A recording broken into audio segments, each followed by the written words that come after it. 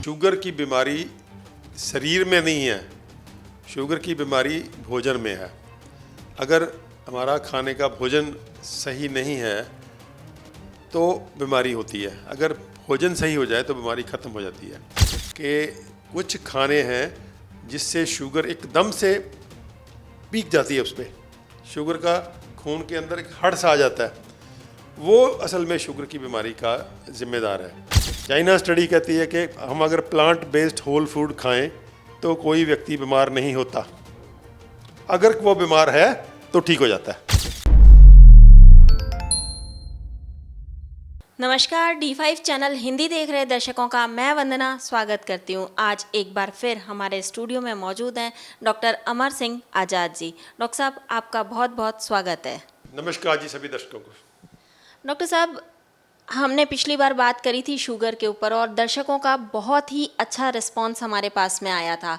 दर्शक चाहते हैं कि एक बार फिर से हम शुगर पे ही बात करें, और आजकल आपका कहना है कि खाने पीने से जो शुगर है वो बिल्कुल ठीक हो जाती है, लेकिन मैंने कहीं पढ़ा था कि शुगर जो है, भारत जो है शुगर की कैपिटल बनने वाला है 2 दशकों में, तो इसमें कितनी सच्चाई है? वंदना, ये आपने सही कहा कि जो बहुत सारे एक्सपर्ट्स हैं वो भविष्यवाणी कर रहे हैं कि आने वाले दो दशकों में जो हमारा देश है वो दुनिया की शुगर की कैपिटल बनने जा रहा है। लेकिन मैं आपके चैनल के माध्यम से आज ओपनली डिक्लेयर करना चाहता हूँ कि आने वाले 2 दशकों में हम अपने देश को शुगर मुक्त कर देंगे। और मैं आई मीन इट, मैं ऐसे ही हवा में बात नहीं कर रहा। मेरे पास या मेरे भी नहीं कहना चाहिए, हमारे जो हम जैसे मेरे जैसे और बहुत सारे सैकड़ों लोग हैं हमारे देश में जो इस मिशन में लगे हुए हैं, और जिनका ये मिशन है कि हम अपने देश को आने वाले 2 दशकों में शुगर की बीमारी से बिल्कुल मुक्त करेंगे। और वो करेंगे लोगों को चेतन करके, क्योंकि ये जो एक्सपर्ट्स ये जो भविष्यवाणी कर रहे हैं वो ये प्रज्यूम कर रहे हैं कि लोग जो खा रहे हैं वही खाएंगे, वो कभी सुधरेंगे नहीं, और जैसा वो खा रहे हैं तो शुगर के मरीज बन रहे हैं। और दवाइयाँ ठीक करती नहीं हैं, क्योंकि दवाइयाँ ठीक करने की बजाय उल्टा बीमार को और बीमार कर रही हैं। तो उनका जो अनुमान है उसमें जो प्रजम्पशन है, वो जो उन्होंने पहले सोच रखा है कि लोग खाने पीने का बदलेंगे नहीं, तो मुझे लगता है कि वो भविष्यवाणी उनकी गलत साबित होगी, और हम आने वाले 2 दशकों में हमारे देश को शुगर की बीमारी से मुक्त कर देंगे। जैसा कि आप कह रहे हैं कि खाने पीने के जरिए आप शुगर से मुक्त कर देंगे, तो ऐसा क्या आप खाने को सजेस्ट करते हैं जिससे कि शुगर हो ही ना, डायबिटीज़ हो ही ना किसी को? वंदना, ये मैं इस आधार पे कर रहा हूँ कि हम लोग शुगर को बीमारी मानते ही नहीं हैं, क्योंकि शुगर की बीमारी शरीर में नहीं है, शुगर की बीमारी भोजन में है। अगर हमारा खाने का भोजन सही नहीं है तो बीमारी होती है, अगर भोजन सही हो जाए तो बीमारी ख़त्म हो जाती है। तो इसका मतलब बीमार हमारा शरीर नहीं है, बीमार हमारा भोजन है। और अगर हम भोजन को ठीक करने की एक चेतना जो है जैसे हम फैला रहे हैं, और बहुत तेज़ी से लोग चेतन हो रहे हैं कि कैसे खानों से शुगर होती है और किन खानों से शुगर ठीक होती है, उन खाने की बात हम आज करेंगे कि क्या खाना चाहिए और क्या नहीं खाना चाहिए। लेकिन उससे पहले एक दर्शकों को एक बात बता देनी बहुत ज़रूरी है कि कुछ खाने हैं जिससे शुगर एकदम से पीक जाती है, उस पर शुगर का खून के अंदर एक हड़ सा आ जाता है, वो असल में शुगर की बीमारी का ज़िम्मेदार है। क्योंकि अगर वो हड़ ना आए तो शुगर की बीमारी नहीं होती। तो ऐसे जो खाने हैं जो हड़ लाते हैं शुगर का, वो रिस्पॉन्सिबल हैं, क्योंकि शुगर शरीर में, पूरे शरीर में 5 लीटर खून में 1 चम्मच शुगर चाहिए हमको काम वाम करने के लिए, सारा जो अपनी बॉडी को चलाने के लिए। लेकिन हम अगर उसमें एकदम से 10 चम्मच डाल देंगे या 20 चम्मच डाल देंगे, और डालेंगे भी इस शक्ल में जो सीधी खून में जाए, तो वो शुगर की बीमारी होगी। तो इसलिए ये जो हमको ये समझना है कि हमारे शरीर के अंदर 5 लीटर खून होता है। 5 लीटर खून में अगर 100 मिलीग्राम वाली फिगर लें जो हम नॉर्मल मानते हैं, तो उस हिसाब से सिर्फ 5 ग्राम शुगर बनती है। उसका मतलब है कि एक गिवन टाइम पे हमारे शरीर के अंदर सिर्फ 5 ग्राम शुगर चाहिए। जो हमारे शरीर की बनतर है वो उससे दुगना बर्दाश्त कर लेती है, 200 तक या 2 चम्मच तक या दो चम्मच तक अगर शुगर हमारे खून में हो तो हमको कोई नुकसान नहीं होता। अब अभी हम लोग थोड़ा सा और भी इसको करेंगे, 2.5 चम्मच भी हो, 2.5 चम्मच तक भी वो शरीर उसको बिना नुकसान के टॉलरेट कर लेते। इसका मतलब शुगर की रीडिंग अगर 100 की बजाय 200 हो या 250 भी हो तो भी हमारे शरीर को कोई गंभीर नुकसान नहीं होता। इसलिए हम उस लेवल में रख के इस ढंग से अपने खाने को बदलते हैं कि हमारी शुगर कभी भी उसके ऊपर ना जाए। तो वो जब बदल लेते हैं तो बाकी जो काम है वो कुदरत करती है। शरीर के अंदर ह्यूमन बॉडी वंदना एक ऐसी करामाती क्रिएशन है परमात्मा की कि उसके अंदर सेल्फ जो अपने आप को ठीक करने का मैकेनिज़्म है, self repair, self regeneration, self rejuvenation, उसमें अनंत शक्ति है उसमें। अगर हम थोड़ा सा नेचर के साथ कोऑपरेट करें, नेचर के हिसाब से चलें, नेचर को वायलेट ना करें, नेचर के जो नियम है उसकी उल्लंघना ना करें, तो बॉडी बाकी काम अपने आप कर लेती है। तो वो जो साइंटिस्ट भविष्यवाणी कर रहे हैं वो नेचर की इस पावर को बहुत अंडर एस्टिमेट कर रहे हैं, और लोगों की चेतना में अगर जागृति आ जाएगी तो उसको वो देख ही नहीं रहे। तो इसलिए उन लोगों की भविष्यवाणी हम गलत साबित करने जा रहे हैं, और हम डाइट देंगे ऐसी डाइट की जो अवेयरनेस है हम फैला रहे हैं, और लोग बहुत ही बड़े पैमाने पे उसको एक्सेप्ट कर रहे हैं, और 100% लोग जो हैं वो शुगर मुक्त हो रहे हैं।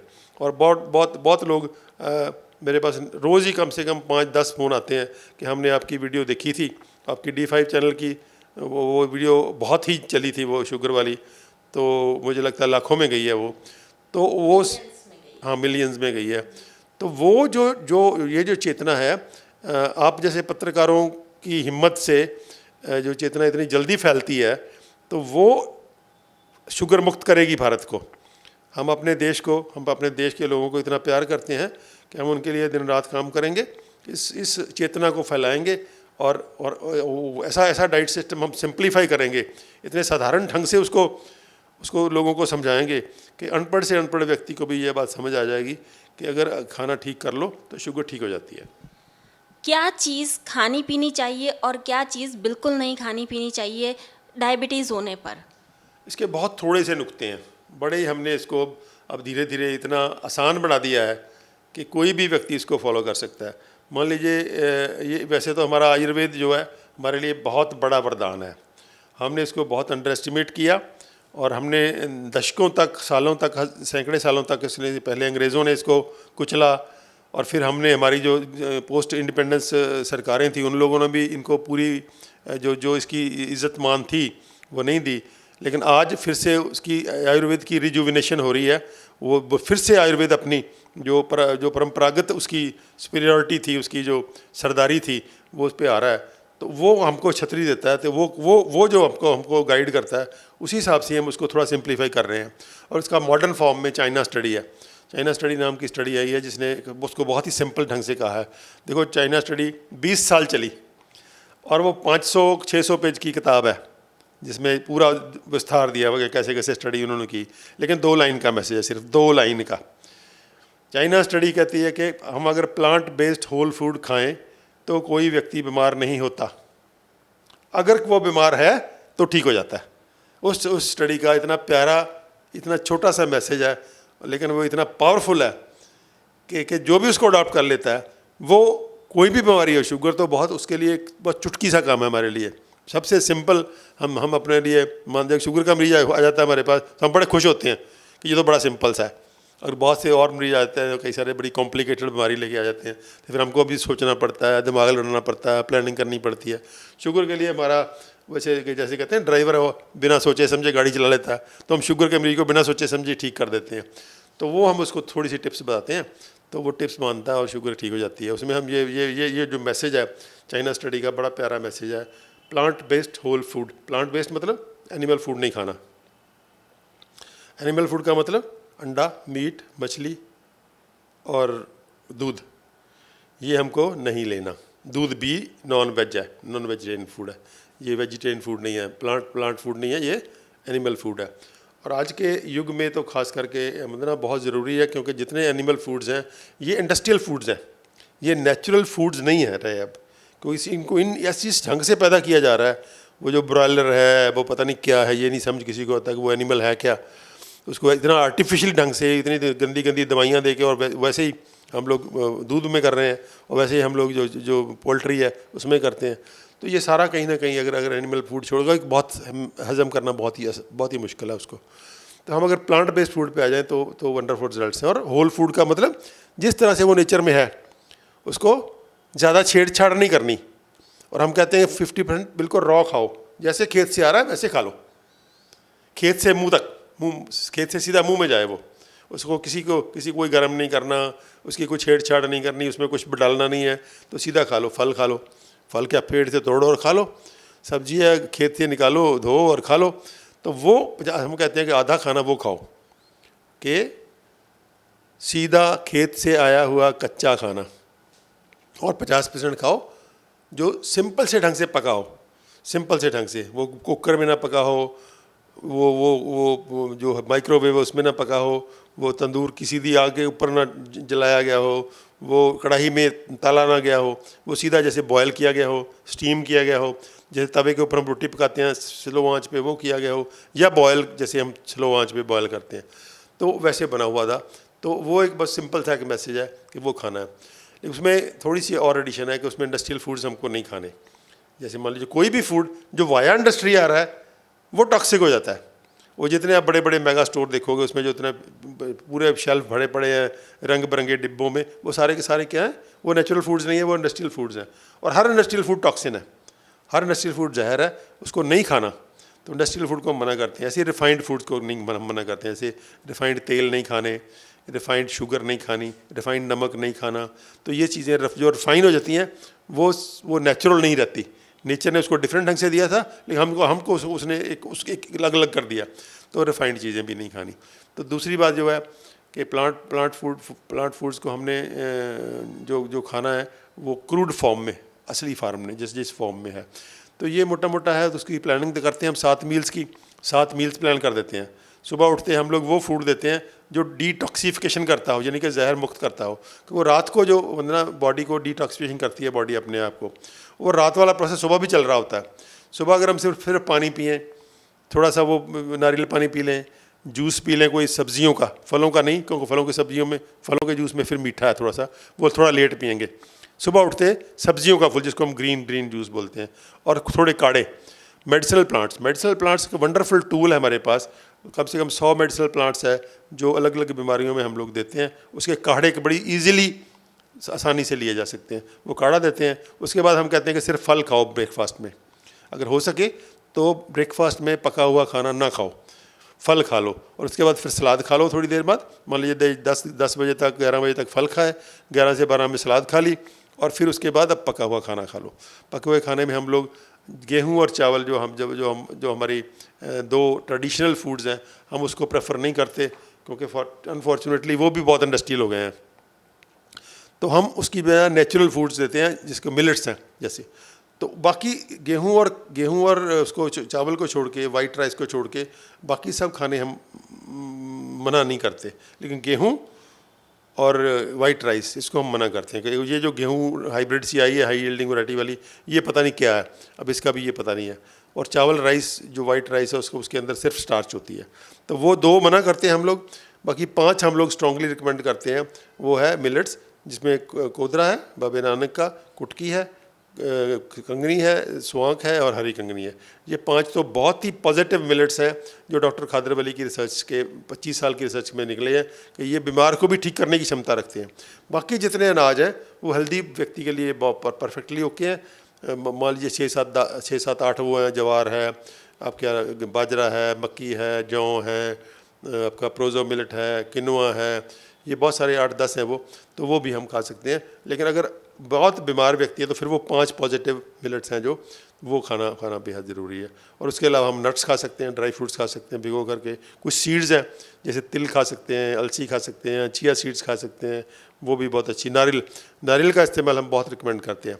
नारियल हर शक्ल में, नारियल कुदरत का एक बहुत बड़ा वरदान है, चाहे वो पानी की शक्ल में हो, चाहे वो कच्ची गिरी की शक्ल में हो, उसका दूध बना लेते हैं हम लोग, उसके ड्रिंक्स बनाते हैं, उसके शेक्स बनाते हैं। और चाहे वो ड्राई फॉर्म में हो तो उससे तेल निकलता है, तो कोकोनट ऑयल भी हम यूज़ करते हैं।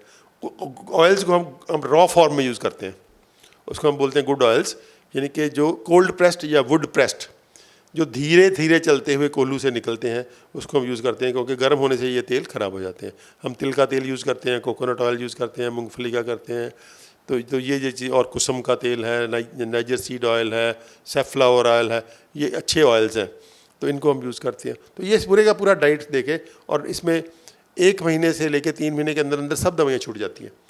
2 5 5 6 6 दवाइयाँ खा रहे होते हैं लोग, एक शुगर वाले, और सब की सब दवाइयाँ छूट जाती हैं, और शुगर वहीं के वहीं रहती है।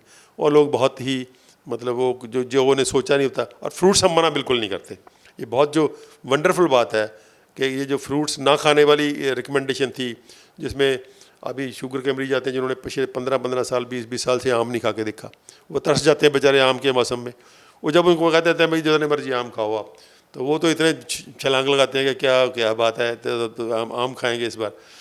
तो वो मतलब हम फल बिल्कुल मना नहीं करते, क्योंकि फल की शुगर जो होती है वो ग्लूकोज नहीं होती, वो फ्रक्टोज होती है। तो फल का हम मना ही नहीं करते, जितना मर्जी मीठा फल हो हम कहते हैं खुले मन से खाओ। और शुगर जो उल्टा जो फलों की शुगर है फ्रुक्टोज, वो हील करने में हेल्प करती है शुगर के मरीज़ को। तो इसलिए शुगर के मरीज़ को ठीक करना हमारे लिए बहुत ही आसान काम है। हम जो आधे सोए हुए भी शुगर के मरीज़ को अगर डाइट रिकमेंड कर दें, तो वो भी 1 महीने के बाद आके हमें बता देता है कि मेरी तो ये दवाइयाँ बंद हो गई। जो शुगर के मरीज हैं उनको मिलेट्स कब, कैसे और कितने खाने चाहिए? वंदना, मिलेट्स हम रिकमेंड करते हैं 2 बार दिन में, दोपहर को और रात को। सुबह हमारी प्रेफरेंस ये होती है कि सिर्फ फल खाएं, क्योंकि अगर हम 3 बार मिलेट खाते हैं तो फिर फल कई बार पूरे खाए नहीं जाते। और हमारी प्रेफरेंस है कि फल बहुत काफ़ी मात्रा में, यानी कि हम रिकमेंड करते हैं बॉडी वेट इंटू 10, मतलब 70 किलो का अगर व्यक्ति है तो 700 ग्राम फल। इसी तरह सलाद भी 700 ग्राम ही है, लेकिन वो 2 किश्तों में है, आधी 350 ग्राम दोपहर के खाने से पहले और 350 रात के खाने से पहले। और जो मिलेट्स हम कहते हैं 2 बार खाओ, लेकिन इसमें भी हम लोग थोड़ा सा रिलैक्सेशन देते हैं। कुछ व्यक्ति जो अंडरवेट होते हैं, कुछ व्यक्ति जो भूख जिनकी ज़्यादा स्ट्रांग होती है, कुछ व्यक्ति जो स्ट्रांग फिजिकल वर्कर हैं, काम बहुत ज़्यादा करते हैं, कोई गेम प्लेयर है, कोई जिम करता है, तो उनको भूख ज़्यादा लगती है, तो उसको हम 3 बार भी दे देते हैं। उसको हम बोलते हैं सुबह 10 बजे मिलेट खाओ, पहले फल खा के, दोपहर को 2 बजे मिलेट खाओ सलाद खा के, और रात को 8 बजे मिलेट खाओ सलाद खा के। वो हजम कर लेते हैं।